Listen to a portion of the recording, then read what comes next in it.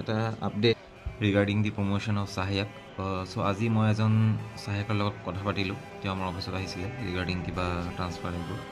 যিয়ে নহওক, তেওঁৰ লগত যিটো কথা পাতিলোঁ মই তেওঁক সুধিলোঁ যে আপোনালোকৰ প্ৰমোশ্যন কেনেকুৱা কি। চ' তেওঁ ক'লে যে তেওঁ ইমান ভালকৈ গম নাপায়, কি ক'ম আৰু। যিয়ে নহওক, তেওঁ ক'লে যে প্ৰমোশ্যন পায় ফাৰ্ষ্ট 8 বছৰৰ পৰা 12 বছৰলৈকে ছাৰ্ভিচ যেতিয়া হৈ যায়, ফাৰ্ষ্ট ছাৰ্ভিচটো তাৰে ভিতৰত এটা প্ৰমোশ্যন আহে। সেইটো ফাৰ্ষ্ট প্ৰমোশ্যনটো চাগে আপোনাৰ ছিনিয়ৰ চাহিয়াকৰ পৰা ছিনিয়ৰ চাহিয়াক। তাৰপিছত আকৌ নেক্সট 8 to 12 ইয়াৰ্ছৰ ভিতৰত আৰু এটা আহে লাইনমেন।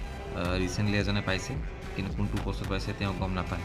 চ' মই তেওঁক সুধিছিলোঁ, তেওঁ মোক এইটোৱে আপডেট দিলে যে প্ৰমোশ্যন আছে, 2টামান প্ৰমোশ্যন পায় গোটেই ছাৰ্ভিচ কেৰিয়াৰত। চাগে এনেকুৱা হ'ব পাৰে চাহিয়াক, ছিনিয়ৰ চাহিয়াক, তাৰপিছত লাইনমেন। চ' এইখিনিয়ে আছিলে ৰিগাৰ্ডিং দি প্ৰমোশ্যন অফ চাহিয়াক। চ' ভাল কথা প্ৰমোশ্যন হ'লেতো। একচুৱেলি মই গম পোৱা নাছিলোঁ প্ৰমোশ্যনটো কেনেকুৱা কি হয় চাহিয়াক। চ' আজি অকণমান তেওঁক লগ পাই মই সুধিলোঁ। ফাৰ্ডাৰ মই আৰু এজনক সুধিম ইয়াতে, মোৰ কোৱাৰ্টাৰৰ ওচৰত এজন থাকে, তেওঁক লগ পোৱা নাযায়, তেওঁ শ্বিফ্ট ডিউটি থাকে। চ' তেওঁক এবাৰ লগ পাই মই ডিটেইলত সুধি ল'ম একজেক্টলি, মানে যিটো চিয়'ৰ আৰু কিমান কেনেকুৱা প্ৰমোশ্যনটো পায়, কিমান ইয়াৰ্ছত।